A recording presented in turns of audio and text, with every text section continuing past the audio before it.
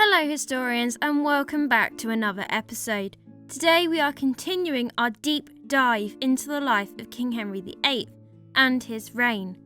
This time focusing on 1542 to the end of his reign, and we will be meeting his sixth and final wife, Catherine Parr.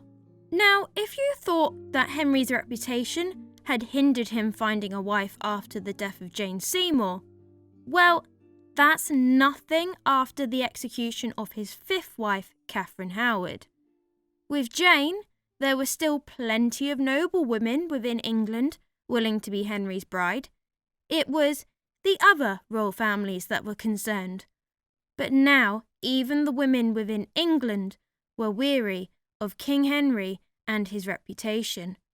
Most ladies saw queenship as something not to be taken lightly, as the king either putteth away or killeth his wives. The next queen would have to have nerves of steel. Relations between the English and the Scottish had been tense, and the death of his sister Margaret, Scotland's former queen, did not help matters. Henry had reached out to Scotland to try and arrange a treaty of friendship. He did not want another repeat of the Battle of Flodden, but his Scottish counterpart had snubbed him at every opportunity. Henry had arranged for King James V of Scotland to meet him in York in the middle of September 1541. But King James did not trust his uncle. Henry was left waiting for 5 days, and James never showed. So Henry went back to Windsor.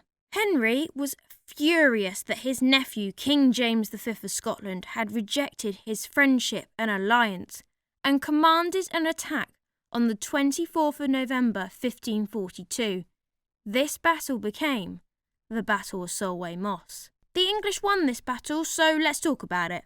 The Scottish were destroyed by the English, mainly because, in my personal opinion, that they had bad leadership and they didn't see our attack coming. The victory at Solway Moss was the first time that Henry had shown some happiness since the death of Catherine Howard. King James, on the other hand, took to his bed at Falkland's Palace. He was informed that his wife, Mary of Guise, had just given birth to a daughter, Mary, and James died on the 14th of December, leaving the infant Mary as Mary Queen of Scots. Henry was thrilled. This meant that Scotland was no longer a threat, and he planned to arrange a marriage between his son, the Prince Edward, and the new Queen of Scots. On the 1st of January 1543, Prince Edward performed his first public duty at the age of 5. He entertained a party of Scottish nobles who had been captured at Solway Moss. He was praised for being well-mannered, and Henry had found another woman who he would like to be his wife. She was virtuous and attractive. As usual, Henry showered her with gifts to signify his interest, although not to the extent that he did with Catherine Howard. The issue with this woman was that she was married to Lord Latimer, who was very ill. Henry was certain that once Lord Latimer had passed, his widow would be thrilled at being Queen of England, and this woman in question was Catherine Parr. I can tell you now, Catherine felt the opposite. Lord Latimer finally died on the 2nd of March 1543, leaving Catherine a free woman and ready to marry, although Henry did wait out of respect for Lord Latimer and his passing. Catherine remained at court after her husband's death, but it wasn't for the king. It was for a man that she actually wanted to marry.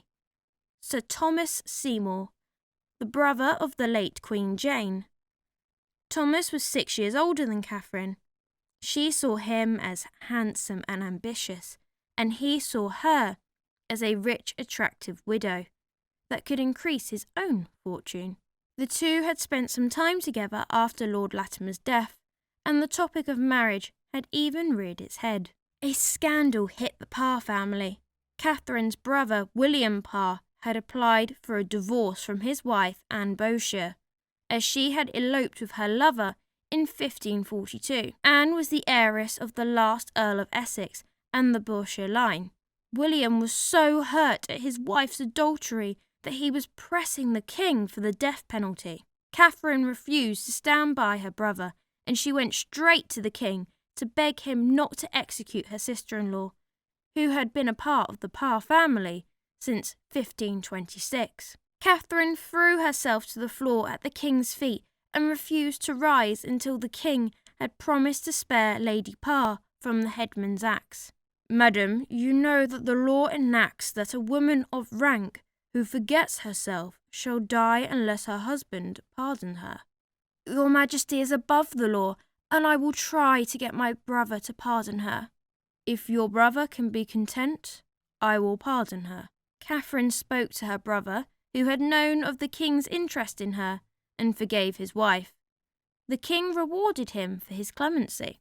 However, Catherine was blissfully unaware of the king's interest in her, as she had her eyes on Thomas Seymour. Catherine didn't want to be queen, she wanted to be with Thomas. The king knew that while Thomas was around, Catherine would not be his, so he sent Thomas Seymour to the court of the Regent of the Netherlands in Brussels, permanently. With Thomas out of sight, out of mind, he continued his pursuit of Catherine. Negotiations for a marriage between Prince Edward and Mary, Queen of Scots, was agreed, and the Treaty of Greenwich was signed on the 1st of July, 1543. It was at this time that Henry proposed to Catherine Parr. Henry was not Thomas, but she accepted his unwelcomed advances. Catherine, despite not having children of her own, had experience in her past that would help her be the wife that survived. She was not a giddy girl like Catherine Howard. Her first husband had been an old man, and she had nursed Lord Latimer, her second husband, during the last part of his life. She was sensible, and she had been a stepmother before. Catherine Parr and Henry VIII were wed at the Chapel Royal in Hampton Court Palace. The Lady Margaret Douglas, niece of Henry's, was chief bridesmaid. Lady Anne of Cleves was also in attendance and seemed very pleased for her ex-husband. Catherine was pretty, warm and intelligent, and most importantly for Archbishop Cranmer, a Protestant, which had been his main issue with her predecessor, Catherine Howard. Cranmer and the other reformists hoped that Catherine could influence the king in the Protestant ways. "We will watch your career with great interest."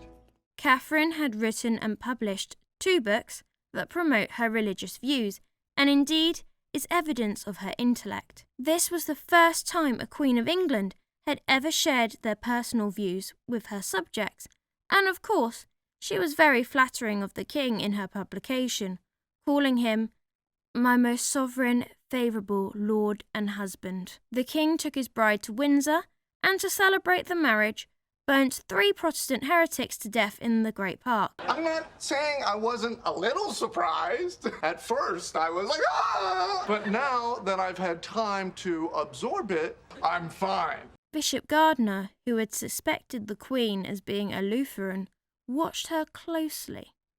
But she didn't flinch, nor did she intercede. In August 1543, with the king's permission, Catherine invited her stepchildren to come to court, as all 3 of them lived far away and rarely saw their father. Catherine wanted to provide a stable domestic life, which had been lacking truly from all of their lives. The Lady Elizabeth thanked Catherine for her kindness and promised to conduct herself in a way that Catherine would never have cause for complaint. Elizabeth was now 10 and very precocious and intelligent. Catherine took a shine to Elizabeth and supervised her education. Henry was impressed with Catherine and would later ask for her advice when it came to Edward's education.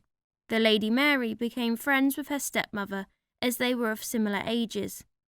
They found much in common, and Mary enjoyed being back at court. Edward did not visit as often, as Henry was scared that Edward may catch a disease, but Edward too loved his stepmother as much as he could. The Treaty of Greenwich was rejected by the Scottish Parliament in 1543, and it was implied that the Prince and future King of England was not good enough for the Queen of Scots. Say what? Henry retaliated by sending an army to set fire to Leith, Edinburgh and Holyrood, which included the abbey where James V was buried. Henry's army left a trail of destruction along the Scottish border. Boy, that escalated quickly. I mean, that really got out of hand fast. This was the start of the Rough Wooing, an 8-year war between England and Scotland, where Henry is trying to convince Scotland of a union between the two children through fighting. Not a great plan. If it was me and I was trying to convince someone to marry me, I think I would have sent them flowers, chocolate and some gems. Henry, if that's what you want to do, crack on, mate, see how well it works out. The Tudors spent Christmas together as a family that year, and on the 7th of February 1544, Henry passed a new Act of Succession, which stated that any child he and Catherine have will go after Prince Edward. Then any children that Henry may have with other queens, and then the Lady Mary, and then the Lady Elizabeth. It was Catherine who had urged Henry to put Mary as his heir after Edward. Henry announced on the 7th of July 1544 that Catherine Parr would be regent while he was away in France. Parr was only the second of Henry's 6 wives to have received the honour of regent, and the first being Catherine of Aragon when she had won the Battle of Flodden in 1513. Catherine Parr accompanied her husband to port on the 14th of July and kissed her husband goodbye. She then led the whole country in prayer, which she had written herself. Catherine wrote to Henry often. Prior to going to France, Henry and Elizabeth had fallen out again, and she was forbade to going to court. Catherine had begged Henry to forgive Elizabeth prior to leaving, but he refused. Elizabeth thanked Catherine for her help. Elizabeth said that she had not written to her father and asked Catherine to try again on her behalf. I guess it's true that absence makes the heart grow fonder, and Henry conceded and allowed Elizabeth to join Catherine and Mary at Greenwich Palace so she could keep her new stepmother company. Despite all this, I couldn't find any evidence to actually suggest what had caused the falling out. On the 14th of September 1544, Boleyn fell to England, and King Francis I was forced to sign a peace treaty. Chapuis, the Spanish ambassador, wrote, "I never in my life saw the king so joyful and in such good spirits, and so elated." Catherine Parr ordered a general thanksgiving to be offered throughout the country for the king's victory in France, and Henry returned to Dover on the 30th of September. Henry, at this point, had been consistently loving and kind to Catherine, and the two openly showed affection to each other upon his return. Sir Thomas Seymour returned to England in the October. Henry was worried of a scandal, but Catherine hid her true feelings and treated Thomas no differently to anyone else. In March 1545, Henry came down with a fever, and this did not help his temperament. Heretics were popping up all over the country, and so Henry had 23 people arrested and executed at this time. One of them was Anne Askew. Eustace Chapuis, the Spanish ambassador, informed the king in the May that he would be returning to Spain for his health. Chapuis had been at the English court since 1529. Henry was sad to see him go. Henry would have more sadness when his best friend and former brother-in-law, Charles Brandon, Duke of Suffolk, died on the 22nd of August 1545. Charles's eldest son, Henry, aged 10, went to the household of Prince Edward, who was 7. Bishop Gardiner, amongst others, thought the Queen was sympathetic to Protestant heretics. Catherine spent her time with the Seymour brothers, Thomas and Edward, the widowed Duchess of Suffolk, Lady Hertford, and Lady Dudley. The women were in the Queen's household, and it was thought that these people were influencing the Queen and thus the King with their Protestant views. Catherine published her 2 books, the first one being Prayers and Their Meditations, wherein the mind is stirred patiently to suffer all inflictions her, to set a naught the vain prosperity of this world, and always to long for the everlasting felicity collected out of holy works by the most virtuous and gracious Princess Catherine, Queen of England. My God, Catherine, could you have not chosen a shorter title?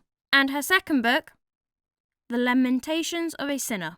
These 2 books probably did not help dispel the concerns around her religion. By 1546, Henry's affections for Catherine were starting to cool. She had not been pregnant in the 3 years that they had been married, and he was jealous for the recognition that she was receiving for her intellect. Bishop Gardiner had noted that the Queen would correct the king, and he was becoming less and less tolerable of such things. He stopped making daily visits to her apartments, and it was up to her to see him. One day, Henry rudely cut the Queen short and changed the subject. Catherine was stunned, as it was out of character for him. He then went back to his old self and said, "Farewell, sweetheart." The Bishop Gardiner had been listening, and he had managed to convince the king that his wife was in the centre of a Protestant conspiracy. Gardiner was charged with finding evidence, and he questioned 3 of her favourite ladies-in-waiting, Lady Herbert, Catherine's sister, Lady Lane, and Lady Tyrwhitt. He asked if the Queen kept forbidden reading materials that may promote heresy, and their coffers were searched. Henry made it known that he was agreeable to a warrant being drawn up for the Queen's arrest, if there is suspicion of heresy. You mean if he finds out? Of course he's gonna put... If is good. Catherine was none the wiser, and continued to engage the king in religious debates. Henry allowed it, as he was listening carefully to every word that she said. The arrest warrant was drawn up, and Henry signed it. A member of the Privy Council dropped it, and a loyal servant, Catherine, found it and brought it to her. Catherine was hysterical. Henry had proved twice that he was not above executing a wife and queen, and if she was arrested on charges of heresy, her fate would be worse than that of Anne Boleyn and Catherine Howard. She would most likely be burnt at the stake. Catherine took to her bed crying so loudly that the king heard. Not knowing what was the matter, Henry sent his doctor, Dr. Wendy, who had replaced Dr. Butts in 1545. Dr. Wendy figured out that Catherine knew what the king had planned and warned her about Bishop Gardiner, who was plotting her downfall. This did nothing to calm her. Eventually, the king, learning of her state of mind, went to see her himself. Catherine calmed at the sight of him, and managed to say that she was scared that he had become displeased with her. Henry could tell that Catherine was being sincere. He stayed with her for an hour, and when he had gone, Catherine made all of her ladies get rid of all forbidden books. She would no longer interfere with religion. Later that evening, Catherine, with her sister and Lady Lane, visited the king in his chambers. He welcomed her, and he eventually brought up the subject of religion. Catherine told her husband that if she had ever differed with him on religion, it was only to educate herself, and because she wanted to help pass away the pain and weariness of your present infirmity, which encouraged me in this boldness, in hope of profiting withal by your Majesty's learned discourse.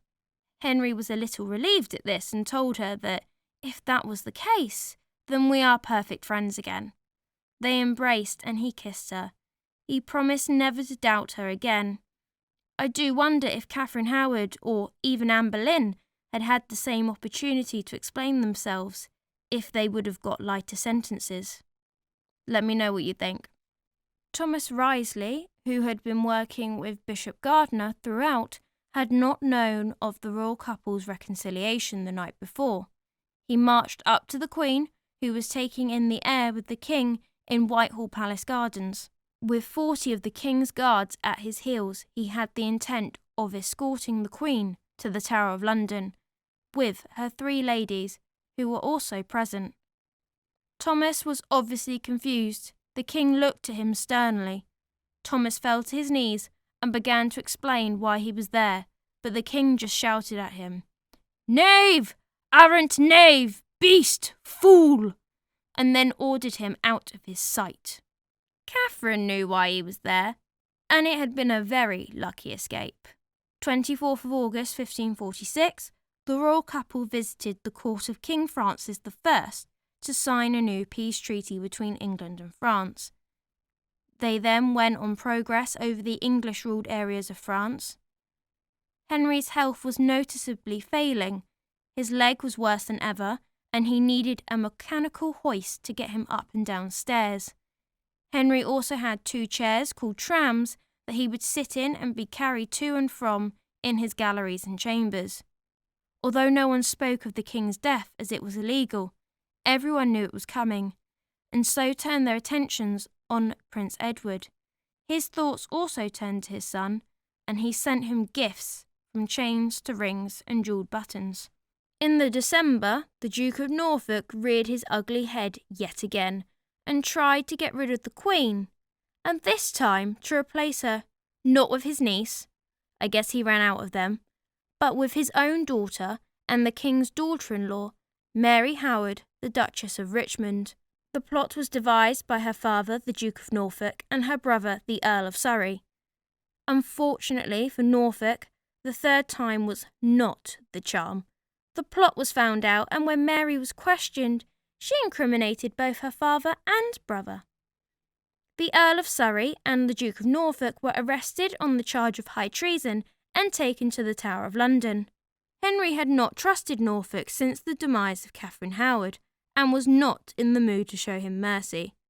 Mary's brother, Henry Howard, the Earl of Surrey, was executed on Tower Hill on the 19th of January 1547. Norfolk, however, remained in the Tower, waiting for the King's decision. And I've got to say, you'll find out later, Norfolk literally got away by the skin of his teeth. On the 30th of December 1546, Henry dictated his will, which left England to Prince Edward, and the line of succession remained pretty much the same. Edward, then any babies from Henry and Catherine, in case she happened to be pregnant and the baby was born after he died, Mary and her heirs, Elizabeth and her heirs.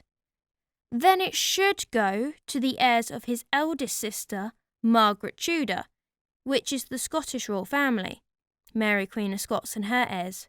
But instead, Henry changes it so after Elizabeth and her heirs, it goes to the heirs of his late sister, Mary, Duchess of Suffolk. Henry was adamant that Queen Mary of Scotland should never rule England unless it is as Edward's consort. On the 23rd of January 1547, it was announced who would be on Edward's Regency Council.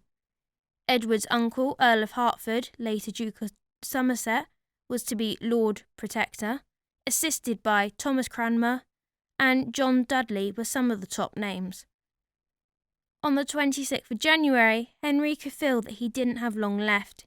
He said his goodbyes to Catherine and gave her his blessing to remarry after his death. Catherine cried. The next day he saw his daughter Mary, who was 31 at this point, and made her promise to look after her little brother Edward.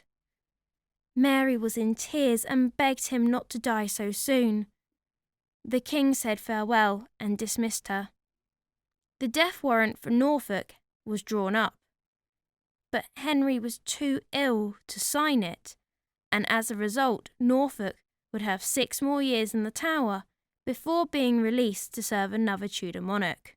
King Henry VIII died on the 28th of January 1547 at the age of 55 at Whitehall Palace. Now the Queen Dowager, Catherine was informed immediately about his death, but it was not announced for another 3 days to help smooth the transition between monarchs. Catherine would not attend the funeral, but that was custom. King Edward VI was at Hertford Castle when his uncle, Lord Protector, arrived on the 30th of January. He took the young king to Enfield to see his sister Elizabeth, where the 2 children were informed of their father's passing. Edward was 9 and Elizabeth was 13. They cried, and they were not consolable. Edward was brought to London on the 31st of January, where he was then proclaimed king.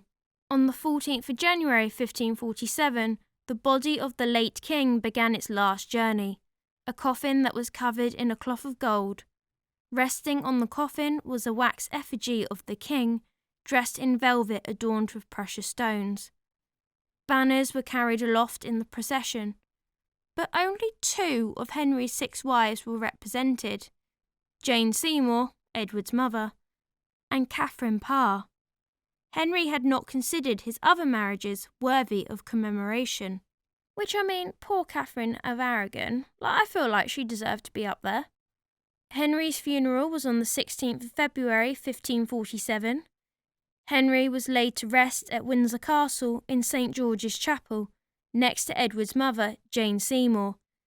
At the end of the service, the herald cried, "Le roi est mort, vive le roi!"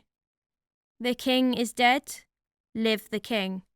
The young King Edward VI cried, and he wrote in his diary, "This consoles us that he is now in heaven, and that he hath gone out of this miserable world into happy and everlasting blessedness." Thank you for watching today's video. I hope you enjoyed it. If you did, please support me any way you can. It can be as little as subscribing, liking, or watching another. But until the next video, have a wonderful day.